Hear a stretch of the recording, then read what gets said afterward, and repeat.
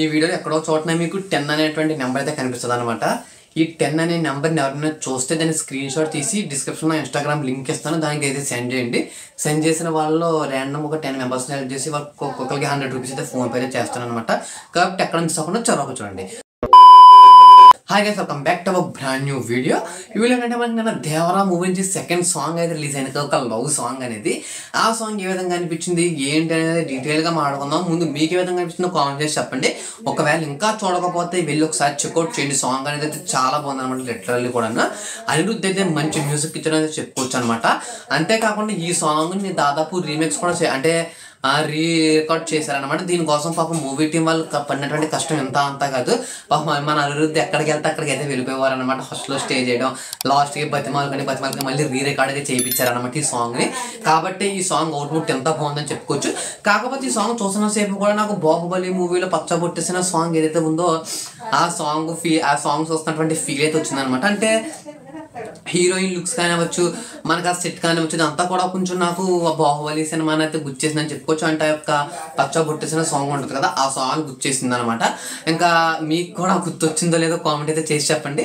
అంతేకాకుండా దీంట్లో మ్యూజిక్ విషయానికి వచ్చినట్లయితే మనోడు దెబ్బేస్తాడేమో అనుకున్నాను, కానీ చాలా బాగా ఇచ్చాడు అనమాట మ్యూజిక్ అనేది. కానీ ఫస్ట్ ఒకటి రెండు సార్లు చూసాను కానీ నాకు అంతగా అనిపించలేదు అనమాట.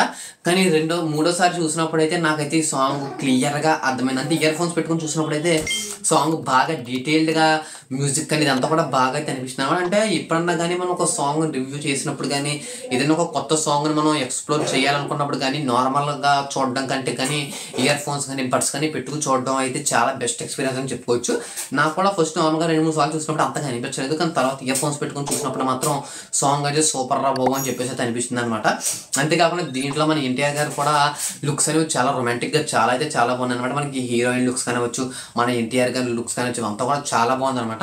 కాకపోతే చాలా మంది కూడా ఏమంటారంటే ఎంత రొమాంటిక్గా తీశారు అని చెప్పేసి అయితే అంటారనమాట. గాయస్, మనకి మొన్న కూడా ఒక టేజర్ వచ్చింది. ఆ టేజర్లో చూసిన స్మార్ట్ శంకర్ టేజర్లోనే అనుకుంటా, డబుల్ స్మార్ట్ శంకర్లోనే దాంట్లో చూసినట్లయితే మనకి కారులో ఒక సీన్ ఉన్నదనమాట. ఆ సీన్ కన్నా కూడా అంత దారుణం కాదు ఏమి కూడాను. దానికి ఎవరు క్వశ్చన్ చేయని వాళ్ళు దీనికి క్వశ్చన్ చేస్తున్నారని చెప్పుకోవచ్చు.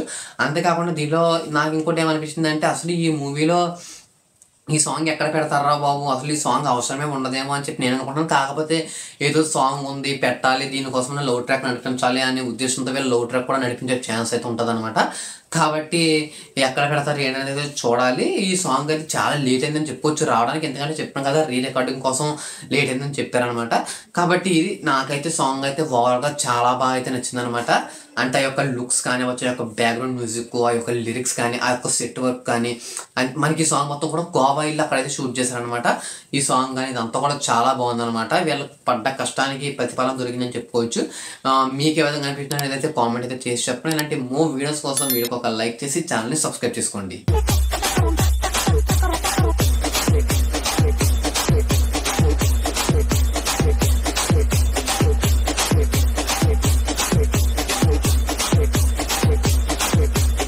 பழுத்து வச்சிரு பல பல பல பல பல பலன்னு பல பல பல பல பல